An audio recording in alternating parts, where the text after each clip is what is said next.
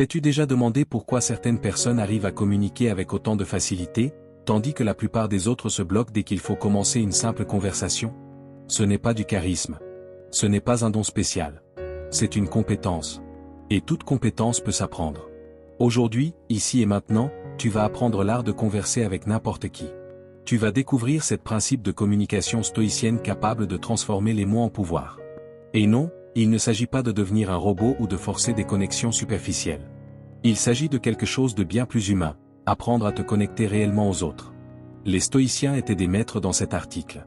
La preuve la plus évidente, c'est que même après 2000 ans, leurs paroles ont encore du sens. Elles touchent encore, elles guident encore, et elles fonctionnent encore. Et lorsque tu maîtriseras cet art, ta vie sociale changera. Ton réseau professionnel s'élargira. Et ta confiance grandira d'une manière que tu n'as peut-être jamais connue. C'est comme si tu avais une carte pour réussir n'importe quelle conversation, peu importe la personne en face de toi. Et le meilleur dans tout ça, c'est que tu n'as pas besoin d'être la personne la plus extravertie de la pièce.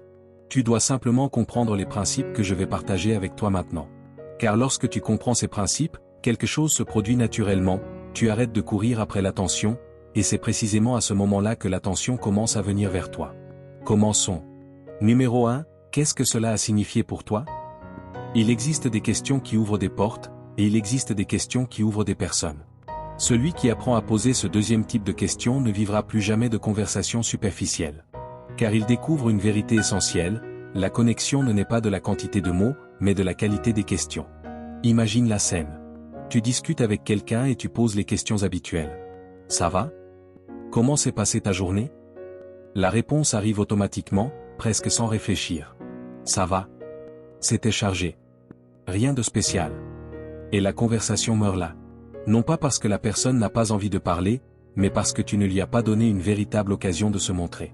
Ces questions sont sûres, oui. Mais elles restent superficielles. Elles ne créent ni profondeur, ni chaleur, ni lien. Elles ne font que brasser de l'air. Maintenant, imagine une autre posture. La même personne, le même contexte, le même moment, mais cette fois, tu poses une question différente.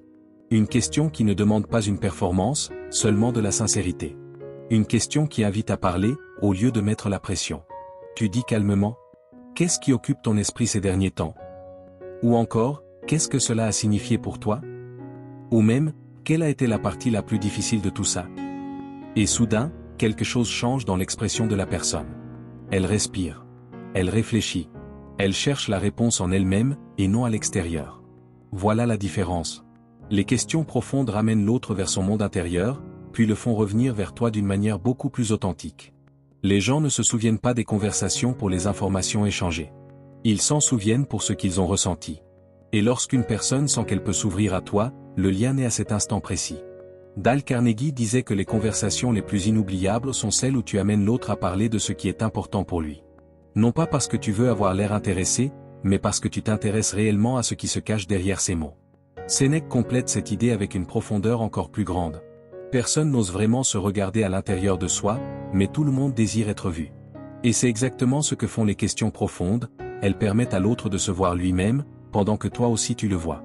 Mais il y a un détail essentiel, les questions profondes ne sont pas des interrogatoires. Elles ne servent pas à enquêter, ni à forcer l'intimité trop vite. Elles servent à créer de l'espace. Et l'espace, c'est tout ce dont une conversation a besoin pour fleurir. Quand tu demandes, comment cela t'a-t-il affecté? Ou, qu'est-ce que tu as appris de tout ça? Tu n'envahis pas l'autre. Tu lui dis plutôt, je peux t'accompagner à l'intérieur, si tu veux m'y emmener. Ce type de question demande du courage. Parce qu'il exige ta présence. Il exige que tu sois prêt à entendre des réponses sincères, des réponses brutes, des réponses profondément humaines. Mais c'est justement pour cela qu'elle crée un type de connexion qui ne se défait pas. Les stoïciens disaient que la véritable sagesse naît lorsque nous apprenons à comprendre non seulement nos propres émotions, mais aussi celles des autres. Et les questions profondes sont des outils de compréhension. Non pas parce qu'elles donnent des réponses parfaites, mais parce qu'elles révèlent des vérités cachées. Au final, tu comprendras quelque chose de simple et puissant. Les meilleures conversations de ta vie ne sont pas nées de phrases mémorisées. Elles sont nées de questions qui ont permis à l'autre de montrer une partie de lui-même. Et lorsqu'une personne sent qu'elle peut montrer cette partie sans peur, sans jugement et sans précipitation, elle se souvient de toi avec une affection inexplicable. Une affection qui ne s'explique pas, mais qui se ressent. Les questions qui ouvrent le cœur créent des liens invisibles. Et les liens invisibles sont les seuls qui durent vraiment. Numéro 2, je veux en savoir plus sur ça. 7 mots simples, mais extrêmement puissants. Parce que ce n'est pas seulement une phrase. C'est une manière d'être. Une attitude intérieure qui transforme instantanément une conversation ordinaire en une vraie connexion. Souvent, une personne te dit quelque chose de simple, par exemple. J'ai commencé à courir le matin. Et toi, sans même t'en rendre compte, tu réponds. Ah, moi aussi j'ai essayé de courir, tu sais. Je me suis même acheté de super bonnes baskets. Et en quelques secondes, tu es déjà en train de parler de ton application de course, de ton temps, de tes performances, de ta routine. Et la porte que cette personne venait d'ouvrir, se referme silencieusement. Comme si tu étais entré dans la conversation uniquement pour revenir aussitôt dans ton propre monde. Cela ressemble à une conversation. Cela ressemble à de l'enthousiasme. Cela ressemble à une connexion. Mais ce n'en est pas une. C'est une compétition pour avoir la scène. C'est cet instinct de vouloir montrer quelque chose sur toi. C'est cette anxiété de remplir le silence avec ta propre histoire. L'autre personne t'avait offert une petite fenêtre pour entrer dans son univers, mais au lieu de la traverser, tu as tiré le rideau et tu es retourné sur ton propre spectacle. Et à ce moment-là, la conversation perd sa lumière. Elle perd sa profondeur. Maintenant, imagine une autre posture. Elle te dit « J'ai commencé à courir le matin. » Et toi, tu réponds simplement « Je veux en savoir plus sur ça. » Et tu n'ajoutes rien. Tu ne cherches pas à faire pareil. Tu ne cherches pas à prouver que tu comprends. Tu ne cherches pas à transformer son expérience en tremplin pour parler de toi. Ce n'est pas une formule magique. C'est une attitude, celle de laisser de l'espace. C'est dire, avec une curiosité sincère. Montre-moi ce qu'il y a là-dedans. Et à cet instant, tu ouvres un terrain fertile pour que la conversation grandisse. Parce que le centre de la conversation n'est plus toi, mais le monde que cette personne vient de révéler, simplement. Et cette façon d'écouter n'est pas passive. Elle est active. Elle est mature. C'est une forme d'attention qu'on rencontre rarement. Et c'est exactement là que la magie opère. Les gens passent leur vie à attendre quelqu'un qui les écoute vraiment. Quelqu'un qui veut réellement comprendre ce qui se cache derrière une phrase simple. Quelqu'un qui ne s'intéresse pas seulement au sujet, mais à ce que ce sujet signifie personnellement pour eux. Quand quelqu'un trouve enfin cela, tout change. Le regard devient plus doux. Le corps se détend. Le ton devient plus sincère. Épictète disait « Nous avons 2 oreilles et une seule bouche afin d'écouter 2 fois plus que nous ne parlons. » Ce n'était pas une jolie métaphore. C'était un conseil pratique. Une sagesse applicable au quotidien. Quand tu écoutes avec un intérêt réel, quelque chose change dans l'air. La personne se détend. Les épaules s'abaissent. La respiration ralentit. Le regard retrouve de l'éclat. Et c'est là que naît la véritable connexion. Quand l'autre se sent compris, il se sent accepté. L'écoute authentique crée la confiance, parce qu'elle fait que les gens se sentent intéressants à tes côtés. Et au final, lorsque quelqu'un quitte une conversation en se disant « Je me suis senti intéressant en lui parlant », cette personne revient. Elle revient toujours. Parce que tu lui as offert quelque chose de rare, ta présence. L'écoute sincère n'est pas une technique. C'est un exercice. Un entraînement. C'est le courage de faire taire ton ego pendant quelques instants pour observer l'univers qui vit dans l'autre. Et cela est bien plus puissant que n'importe quel effort pour impressionner. Les stoïciens parlaient de la présence comme d'une discipline quotidienne. Entraîner son attention, maintenir son esprit dans l'instant exact où la vie se déroule. Et c'est cela qui fait la différence entre quelqu'un qui parle pour parler, et quelqu'un qui parle pour se connecter. Être présent, c'est être entier. C'est offrir à l'autre ce que presque personne n'offre, un espace sûr, propre, calme, où il peut exister sans pression, sans compétition, et sans peur de ne pas être à la hauteur. Voilà pourquoi. Je veux en savoir plus sur ça, n'est pas seulement une phrase. C'est une décision. La décision de suspendre ton jugement. De mettre ton esprit en pause. D'ouvrir de l'espace pour l'univers qui se trouve en face de toi. Et lorsque tu fais cela, lorsque tu restes présent pendant que l'autre se dévoile, tu découvres quelque chose que les stoïciens savaient très bien. Écouter est une forme d'amour pour la vérité. Car c'est à travers l'écoute que nous voyons qui est réellement l'autre, et c'est aussi à travers elle que nous découvrons en qui nous sommes en train de devenir. C'est dans le silence attentif, dans la calme présence et dans la curiosité sincère que la communication cesse d'être un simple échange de mots, et devient une rencontre. Et les rencontres, lorsqu'elles sont vraies, changent une vie. Numéro 3, je ne sais pas. Le courage qui inspire le respect. 3 mots simples. Mais lorsqu'ils sont prononcés avec calme, ils révèlent une force que peu de personnes possèdent, le courage d'être vrai. Imagine la scène. Tu discutes avec quelqu'un au travail. Vous parlez de choses banales, de la journée, jusqu'à ce que la personne te dise. J'essaie de mieux comprendre les finances. Tu sais comment fonctionne la rente fixe ? C'est une question simple, mais elle déclenche immédiatement quelque chose chez beaucoup de gens. La peur de paraître ignorant, l'anxiété de ne pas être à la hauteur, le besoin de donner une réponse coûte que coûte. Alors les réponses improvisées commencent. Oui, je comprends un peu, j'ai lu quelques trucs, je ne suis pas expert mais. Et pendant que la personne parle, tu sens un malaise grandir. Des phrases incertaines qui tentent de paraître sûres. Des mots qui ressemblent à une explication, mais qui portent surtout de la peur. Comme si le silence était trop dangereux pour être autorisé. Mais maintenant, imagine une autre posture. La même question. Tu sais comment ça fonctionne? Et toi, sans hésiter, sans justification, sans te sentir diminué, tu réponds simplement. Je ne sais pas. Juste ça. 3 mots propres, clairs, complets. Ce n'est pas une défaite. Ce n'est pas une faiblesse. C'est de la présence. L'atmosphère change instantanément. L'autre se détend. Le poids social disparaît. Et la conversation cesse d'être une scène où chacun essaie de prouver quelque chose. Soudain, vous êtes sur un pied d'égalité. Et c'est précisément cela qui crée la confiance. Il y a des personnes que tu écoutes et tu sens immédiatement qu'elles n'essaient pas de paraître quelque chose.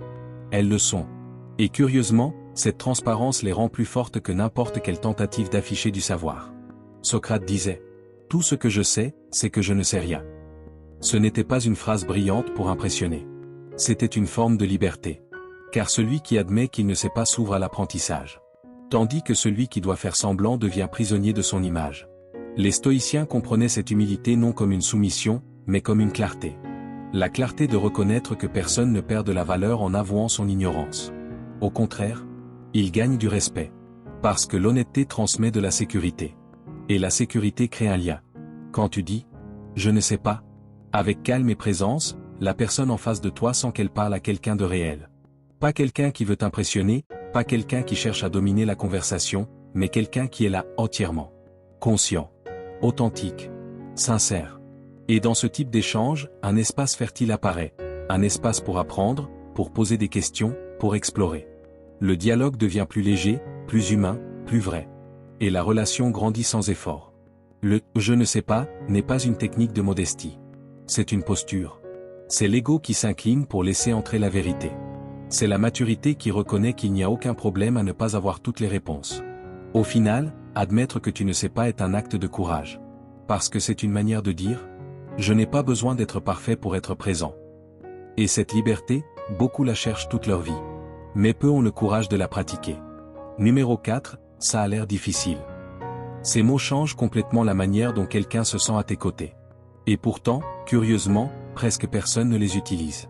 Imagine ceci. Tu discutes avec quelqu'un de proche, et cette personne commence à se confier. J'essaie de gérer le travail, la maison, et en plus je dois m'occuper de ma mère, mais il y a des jours où je n'y arrive tout simplement pas. Très souvent, la réponse automatique ressemble à ceci. Tu as essayé de mieux organiser ta routine? Quand ça m'est arrivé, j'ai fait comme ça. Tu dois apprendre à mieux gérer tout ça. Ça semble être de l'aide, mais ça fait mal comme un jugement. Parce que cette personne ne cherchait pas une solution. Elle voulait être vue. Et chaque fois que nous essayons de réparer trop vite la douleur de quelqu'un, nous lui faisons ressentir qu'il ne gère pas assez bien. Comme s'il échouait. Maintenant, imagine une autre posture. La même personne se confie. La même voix fatiguée. Le même poids dans le regard. Et toi, tu réponds simplement. Ça a l'air difficile. Pas pour minimiser. Pas pour dramatiser. Pas pour être d'accord avec tout. Mais pour reconnaître que cette personne traverse quelque chose de réel. Et à cet instant, quelque chose d'important se produit. Son corps se détend. Sa respiration change. Parce que ce qu'elle a trouvé en face d'elle n'est pas un réparateur de problèmes, mais un refuge. Quelqu'un qui n'essaie pas d'arracher la douleur trop vite. Quelqu'un qui offre de l'accueil au lieu de la précipitation. La validation ne consiste pas à résoudre. Elle consiste à reconnaître l'humanité. Marc Aurèle disait « Sois tolérant avec les autres et exigeant avec toi-même ». Mais la plupart des gens font l'inverse, ils exigent trop des autres et s'excusent trop avec eux-mêmes. Quand tu valides la douleur de quelqu'un sans chercher à la corriger, tu crées un espace rare, presque sacré, où cette personne peut être vulnérable. Sans peur d'être vue comme faible. Sans peur d'être jugée incapable. Et c'est dans cet espace que les émotions se réorganisent, que la clarté revient, et que ce qui semblait impossible devient supportable. Et ce qui est étonnant, c'est que lorsqu'une personne se sent comprise, elle devient plus forte d'elle-même. Parce que le poids émotionnel ne diminue pas grâce aux solutions.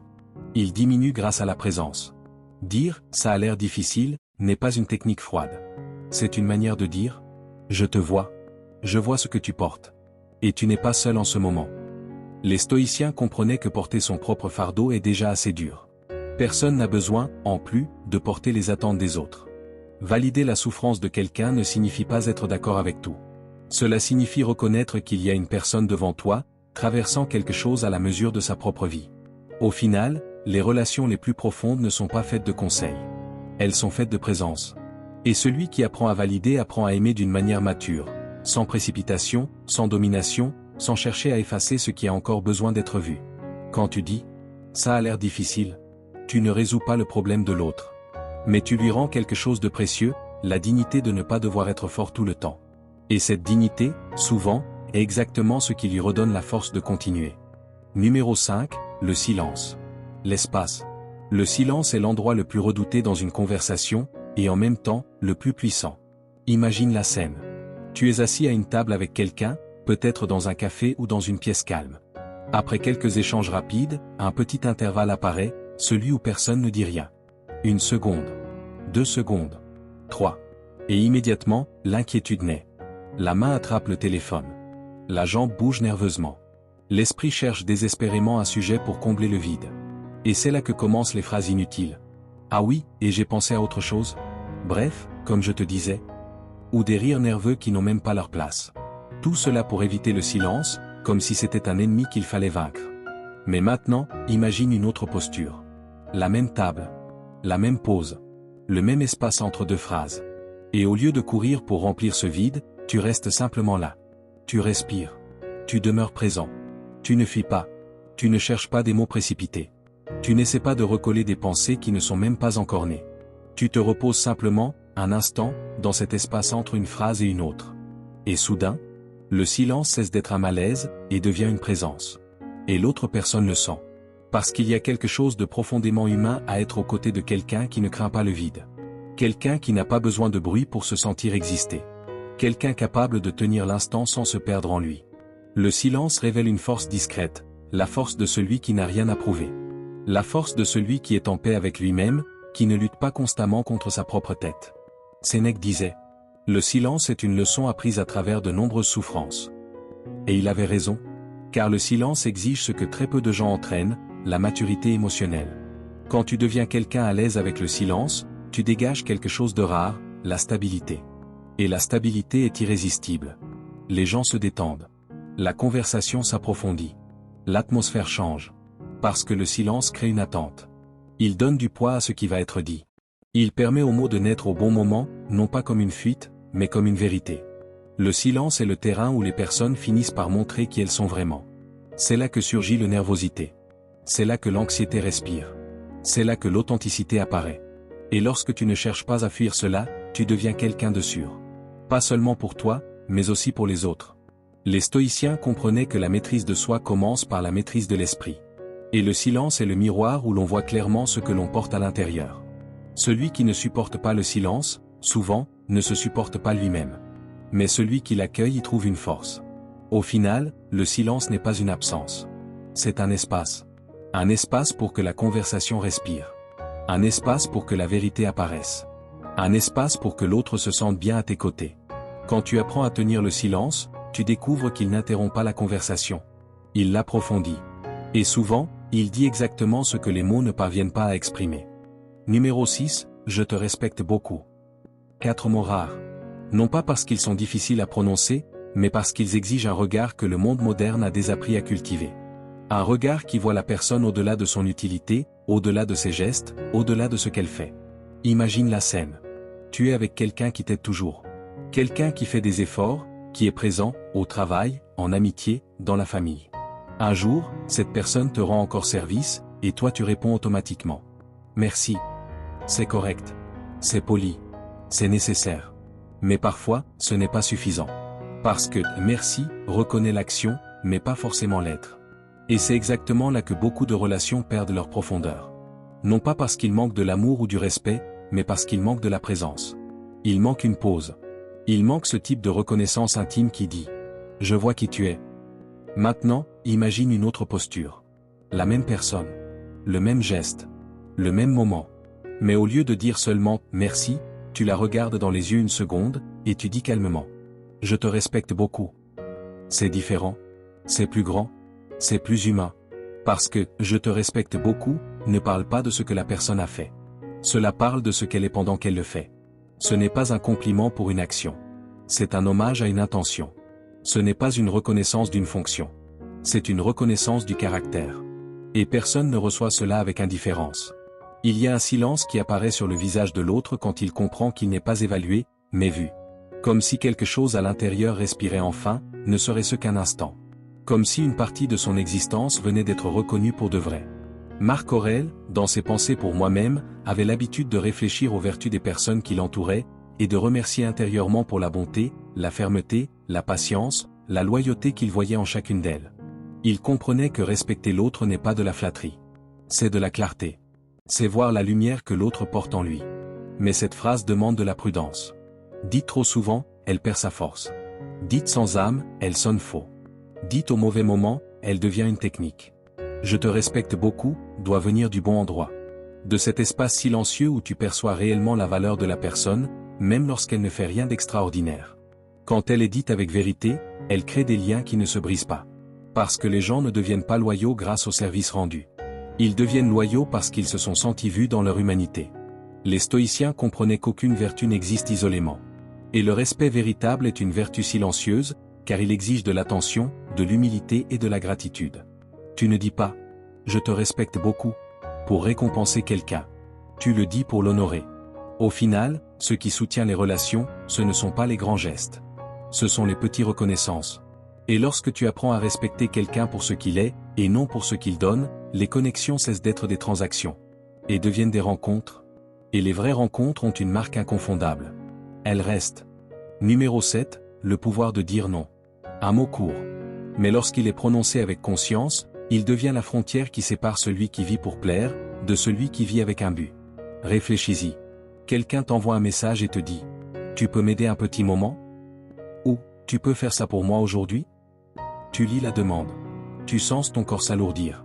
Tu remarques que tu es déjà fatigué, que tu as déjà trop de choses à gérer, et que cette demande va voler ta paix intérieure.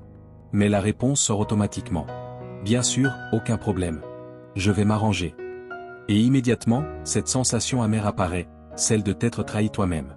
Pas parce qu'aider est mauvais, mais parce que ce « oui » ne venait pas de ta volonté.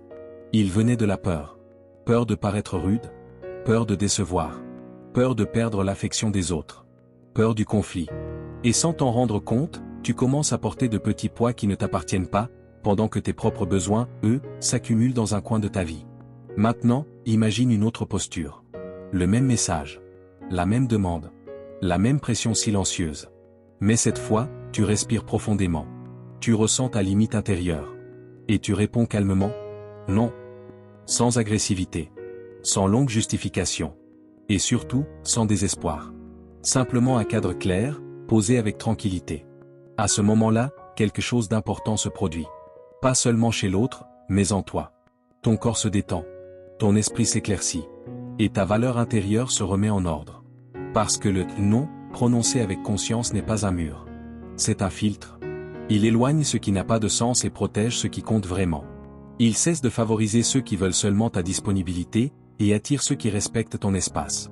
Les stoïciens enseignaient que la maîtrise de soi, c'est savoir dire non à tout ce qui affaiblit ton intégrité intérieure. Et Marc Aurèle le rappelait avec une phrase simple, directe et profonde. Si ce n'est pas nécessaire, ne le fais pas. Mais le monde moderne a créé l'illusion que dire non est un acte d'égoïsme. Et c'est précisément pour cela que tant de gens vivent épuisés. Ils disent oui, là où ils devraient protéger leur énergie, et ils disent non uniquement à eux-mêmes. La vérité, c'est que tu n'as pas été fait pour être disponible tout le temps. Tu as été fait pour être entier. Et personne ne peut être entier lorsqu'il se dissout dans des engagements qu'il n'a pas choisis. Dire non crée du respect. Non pas parce que cela limite l'autre, mais parce que cela te renforce. Les gens commencent à remarquer que ton « oui » a de la valeur, du poids, une intention. Parce qu'il n'est pas automatique. Il n'est pas compulsif. Il n'est pas dicté par la peur. Et il est étonnant de voir comment tout change lorsque tu apprends à dire non. Tu termines tes journées avec dignité, pas avec regret. Tu choisis avec plus de clarté. Tu te traites avec plus de sérieux. Tu commences à te voir comme quelqu'un qui mérite la paix, pas seulement la productivité. Le « non » est une forme d'amour-propre que peu de gens ont le courage de pratiquer. C'est la voix mature qui dit « Je respecte ma limite ».